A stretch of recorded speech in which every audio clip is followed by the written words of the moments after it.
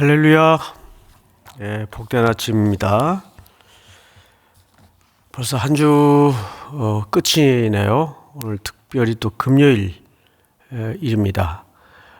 저녁에 기도회를 위해서도 또 동참해 주시고 또 함께 기도해 주시면 감사하겠습니다. 레위기 쭉 지금 이번 주간 보고 있는데 어렵죠? 레위기가 아주 자세하게 기록이 되어 있기 때문에 제사 하나하나가 독특한 성격을 갖고 있고 또 정교하게 설명이 되어 있어서 유심히 보지 않으면 그 제사가 그 제사 같고 헛갈리게 되어 있습니다. 자, 우선 첫째 날 레위기 1장에서는 무슨 제사였습니까? 번제, 기억하시죠? 가장 기본이 되는 제사입니다. 둘째 날에는 곡식으로 드리는 제사, 소제. 또 어제 새벽에는 화목제, 기억나시죠? 화목제의 특징이 뭐라 그랬죠?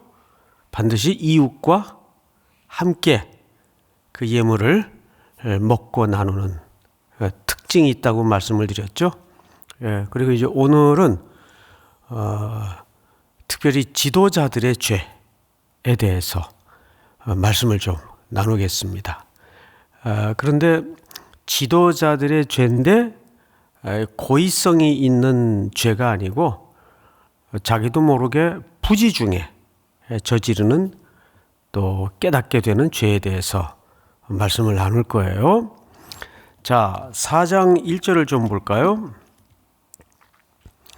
여호와께서 모세에게 말씀하여 이르시되 이스라엘 자손에게 말하 이르라 누구든지 여호와의 계명 중 하나라도 그릇 범하였으되, 여기 바로 그릇이라는 말이 의도성이 없는 고의적이지 않는, 이건 다시 말해 무슨 뜻인가 하면 인간은 자긴 전혀 그런 의도가 없었더라도 본인도 인지하지 못하는 상황에서 죄를 범하고 실수를 하는 경우가 얼마나 많습니까? 그렇죠?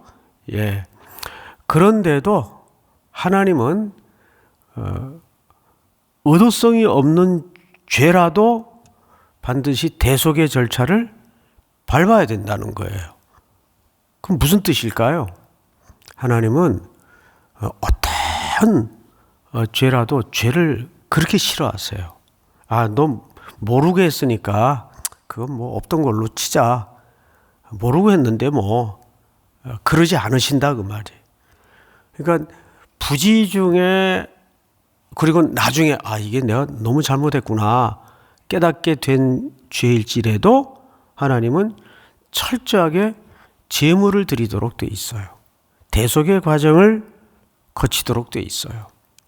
그래서 그만큼 하나님은 하여튼 거룩하신 분이니까 죄에 대해서는 너무너무 철저하게 싫어하세요. 우리 사랑하는 것은 적극적인 의미도 있지만 소극적인 의미도 있어요. 사랑하면 그 사람이 싫어하는 거 안 하는 게 사랑하는 거예요. 맞죠? 그 사람이 뭘 좋아할까? 그 사람이 뭘 기뻐할까? 이걸 헤아려서 그때그때마다 뭐 이벤트를 해주고 뭘 또 선물을 하고 하는 것도 사랑의 한 표현 방법이지만, 어떤 의미에서 우리 인간이 하나님 앞에 사랑의 속성을 드러내는 수단 중에는 그분이 싫어하는 걸 안 하는 게 굉장히 중요한 사랑의 방식일 수가 있단 말이에요. 그렇죠, 여러분? 그만큼 부지 중에 저질러진 죄일지라도 하나님은 철저하게 대속의 과정을 밟으신다. 얼마나 싫어했는가 하면 12절을 보세요. 똥, 곧 그 송아지의 전체를 진영 바깥 재버리는 곳인 정결한 곳으로 가져다가 불러 나무 위에서 사르되 곧 재버리는 곳에서 불사를 지니라.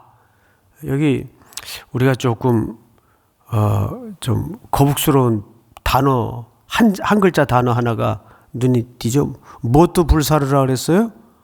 똥도 불사르라 그랬어요. 이거는 하나님이 얼마나 죄에 대해서 철저하게 싫어하시는가를 이것보다 더 잘 설명할 수가 있을까요? 없죠. 그만큼 싫어하세요. 하나님은 우리가 자기를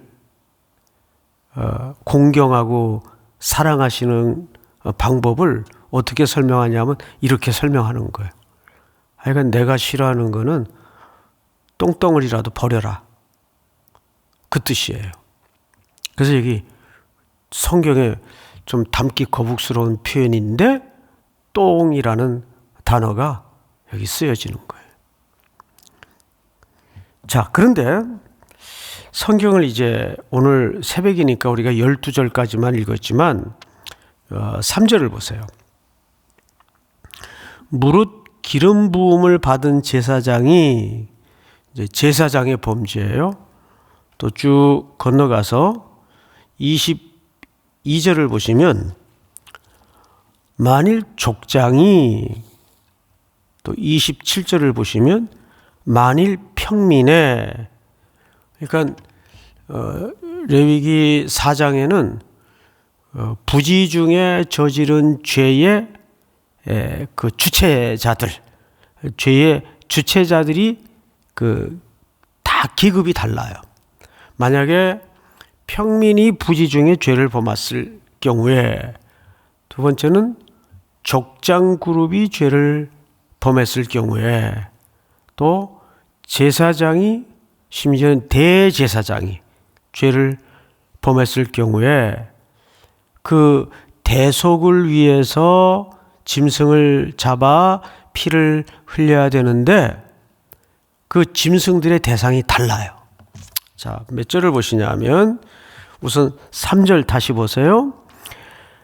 만일 기름 부음을 받은 제사장이 범죄하여 백성의 허물이 되었으면 그가 범한 죄로 말미암아 흠 없는 수송아지로 속죄물을 삼아, 이렇게 되어 있죠.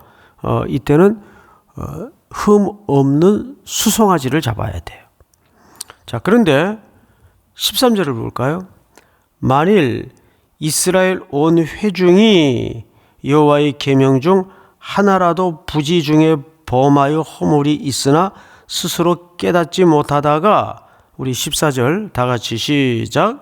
그 범한 죄를 깨달으면 회중은 수송아지를 속죄제로 드릴지니 그것을 회막 앞으로 끌어다가, 회중의 장로들이 여호와 앞에서 그 수송아지 머리에 안수하고 그것을 여호와 앞에 잡을 것이요, 이렇게 돼 있어요. 그러니까 회중이 죄를 범하였을 때 수송아지, 그 다음에 족장으로 넘어가 봅니다. 족장 22절, 만일 족장이 그의 하나님 여호와의 계명 중 하나라도 그 부지 중에 범하여 허물이 있었는데 그가 범한 죄를 누가 그에게 깨우쳐 주면 그는 흠 없는 제물이 뭘로 바뀌었죠? 숫염소로 바뀌었어요. 희생 제물이 숫염소로 바뀌었어요. 이제 평민으로 돌아가 보십시다.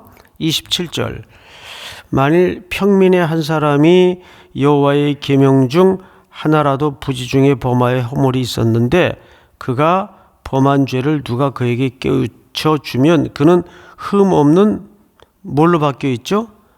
암염소를 끌고 와서 그 범한 죄로 말미암아 그것을 예물로 삼는다. 또 32절 한번 같이 읽을까요? 시작. 그가 만일 어린 양을 속죄 제물로 가져오려거든 흠없는 암컷을 끌어다가, 네, 여기서는 그냥 암컷이라고 돼 있어요. 암컷 어린 양, 또 평민은 암염소, 또 제사장과 회중은 성격이 같은데 수송아지, 이렇게. 자, 그러면 제사장들, 평민 또는 족장에 따라서 그 속죄 예물을 드리는 종류가 왜 이렇게 차이가 있고 달라질까? 뭐 하나님도 사람 차별하시나? 그런 의미가 아니에요. 그걸 거꾸로 생각해 보면 이들이 각각 맡고 있는 직무와 책임이 달라요.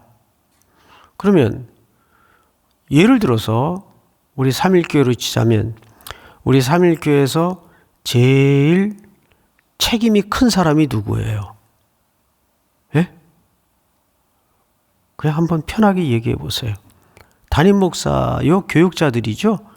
책임이 제일 큰 사람들이에요. 그리고 이제 또 장로님들, 리더 그룹들이 되겠죠. 이것은 사람을 구분하고 계급화한다는 의미가 아니에요. 즉, 이렇게 책임이 다른 사람들이기 때문에 그 책임의 경중에 따라서 대속의 제물도 달라져야 되는 이유는 뭐냐 하면 책임을 맡은 사람은 그만큼 영향력이 있는 사람이기 때문에 그 대가가 달라야 된다는 얘기예요. 그러면 지도자들이 실수를 했을 때는 그 책임이 일반인들하고 똑같이 취급을 해야 될까요? 더 엄중한 거죠. 그래서 제일 비싼 송아지를 잡도록 되어 있는 거예요. 그것은 사람을 차별하고 구분한다는 그런 차원이 아니라 더 큰 책임을 묻는다 그 말이에요. 그렇다면 여러분들 입장에서 오늘날 제사장들이 누굽니까? 여러분들이에요. 그것이 신약의 정신 아니겠어요? 예수 그리스도께서 성소의 휘장을 찢으시고 자기 육체를 찢어 단번에 제단의 제물이 되어주신 이후로 우리는 그분 안에서 다 제사장이 되었어요. 왕 같은 제사장이 되었어요. 그래서 어떤 의미에서 우리 그리스도인들의 사회적 책임은 가장 큰 거예요. 이번 이제 3월 9일 날 다음 주네요. 벌써 이 여동치는 대선판에 우리 그리스도인들이 과연 어떤 가치와 기준을 따라서 국민의 한 사람의 권리를 가지고 그걸 떠나서 그리스도인으로서 투표 행사를 해야 될 것인가? 이건 그냥 기도 없이 할 일이 아니란 말이에요. 그래서 민족의 미래와 더 나아가서는 하나님의 나라의 차원에서 나 한 사람의 투표 행위로 머무는 것이 아니라 제사장으로서 어떤 시선과 어떤 시각을 가지고 이 민족의 미래를 바라봐야 할 것인가. 뭐 지금 사방에서 뭐 어제서부터 난리가 났더라고요. 그리고 뭐 단체창에 이 아주 그냥 읽기 거북한 진짜인지 가짜인지 구분도 어려운, 외국에서는 이 허위 사실 또는 가짜 뉴스 같은 이런 처벌에 대해서 굉장히 책임을 크게 물어요. 왜? 그걸로 많은 사람들에게 허도되는 악영향을 끼치기 때문에. 근데 우리나라는 어떻게 된 게 아니면 말고 이런 무책임한 유포와 남발이 있을 수가 없는 거죠. 그래서 우리 그리스도인들은 너무 유 선생님 쳐다보지 말고, 유 선생님 아시죠? 예. 유튜브. 예. 그 너무 거기에 빠져 있지 마시고 성경 읽으면서 하나님이 과연 이 민족의 미래를 위해서 누구를 세울 것인가. 그만큼 이 책임을 크게 맡은 우리나라의 이제 제일 책임이 큰 사람을 뽑는 거 아니에요? 그러기 위해서는 첫째는 하나님의 주권을 막 믿어야 돼요. 어찌하든 하나님께서 역사하신다. 이번 대통령 선거에 우리나라의 가장 큰 책임을, 대통령 정권 한번 바뀌면요 수백만 명의 일자리가 바뀌어요. 그러니까 그 영향력이라는 게 어마어마한 겁니다. 아래 쭉 내려가면 공무원 바뀌죠. 공무원 리더급들 하나 바뀌면 또 그 예하 직원들 또 다 바뀌죠. 그러니까 여러분 그 한 표의 행사가 어마어마한 거예요. 기도 없이 투표할 수가 없어요. 근데 나중에 하나님께서 책임을 물을 때는 경중을 구분해서 묻는다 그 말이에요. 특별히 영적인 지도자들에 대한 굉장히 중요한 책임이죠. 결국 지도자라는 것은 어떤 권세와 권위를 부리는 자리가 되어서도 안 되고 그만큼 책임을 지는 자리니까 그 자리가 무섭고 무거운 거예요. 자, 마지막으로 우리는 세 가지 기도 제목을 좀 나눴으면 좋겠는데, 첫째, 오늘 이 속죄제의 첫 번째 기도 제목은 부지 중에 일어난 죄일지라도 하나님은 뭐 하신다? 대속의 과정을 받으신다. 그만큼 죄에 대해서 하나님은 철저히 드러내기를 원하세요. 두 번째는 지도자의 범죄일지라도 여러분 이 죄라는 단어와 속죄제라는 단어가 같아요. 그 말은 지도자의 범죄일지라도 하나님은 공동체의 범죄로 취급을 합니다. 그 반대로도 한 사람이 죄를 범했을지라도 하나님은 그 죄를 그 한 사람의 죄라고 하지 않아요. 장막의 죄라고 얘기를 합니다. 그 얘기 어디서 나오죠? 여호수아서의 아간의 죄에서 나와요. 아간 그 한 사람의 죄라고 말하지 않아요. 너희 안에 장막 안에 죄가 있다. 그럼 공동체성의 죄를 얘기하는 거예요. 한 사람의 공동체 안에서의 침묵이 그 공동체를 죄에 빠뜨릴 수가 있다는 거죠. 그건 한 사람의 죄로 끝나는 게 아니란 말이에요. 공동체의 죄. 그래서 아간의 죄를 장막의 죄라고 표현을 하죠. 또 누구의 죄일지라도, 평민의 죄일지라도, 대제사장의 죄일지라도 그 경중에 따라서 대속의 제물이 달라요. 마지막으로 똥까지 태우라는 말은 철저하게 태우라는 말이에요. 죄에 대해서. 오늘 이 말씀 붙들고 우리 모든 3일의 성도들이 주 안에서 복된 또 하루 금요기도회를 위해서, 우리 민족의 죄를 위해서 기도하는 새벽이 되기를 바랍니다. 우리 다 같이 한번 기도하겠습니다. 거룩하신 하나님 아버지 감사합니다. 오늘도 장막 아래